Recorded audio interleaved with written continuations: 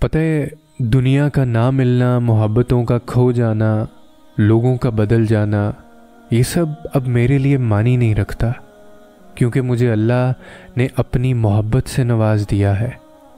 میں نے مومن بننے کا سفر چنا ہے۔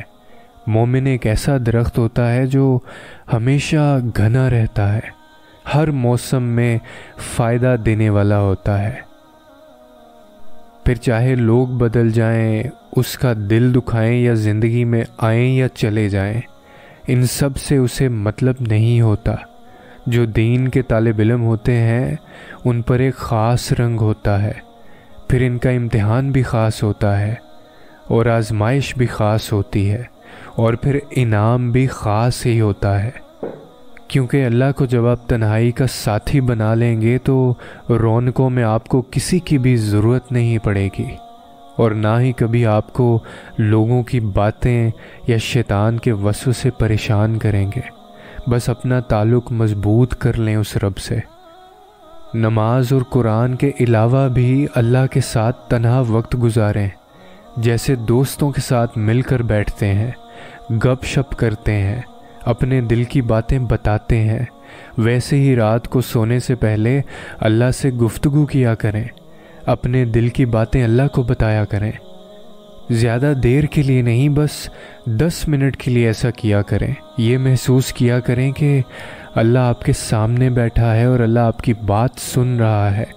پھر اللہ کو بتایا کریں کہ آپ نے سارا دن کیا کچھ کیا۔ آپ اللہ کو بتائیں کہ آپ کب دکھی ہوئے اور کب خوش ہوئے۔ آپ اللہ کو بتائیں کہ یا اللہ، مجھے پتہ ہے کہ فلاں وقت آج آپ نے میرے لیے مدد بھیجی تھی، اور آپ اللہ کو بتائیں کہ یا اللہ، آج میں نے آپ کو بہت یاد کیا۔ آپ اللہ سے مشورہ کیا کریں کہ کل میں نے فلاں کام کرنا ہے، لیکن کام کے حوالے سے میں کنفیوز ہوں، تو یا اللہ میری رہنمائی کر دیں کہ میں وہ کام کیسے کروں، یا میری مدد فرمائیں۔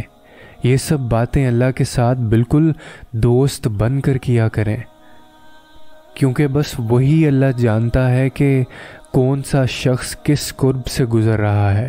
رات کے اندھیرے میں اس کے پاس آنسو بہانے آیا ہے، وہ اللہ ہی جانتا ہے کہ کس کا دل کس بوجھ تلے دبا ہوا ہے۔ وہ اللہ ہی جانتا ہے کہ کون صبر اور برداشت کی تصویر بنے اس کے در پہ صبر کا پھل مانگنے آیا ہے۔ وہ صرف اللہ ہی جانتا ہے، اور وہی آپ کے لیے کافی ہے۔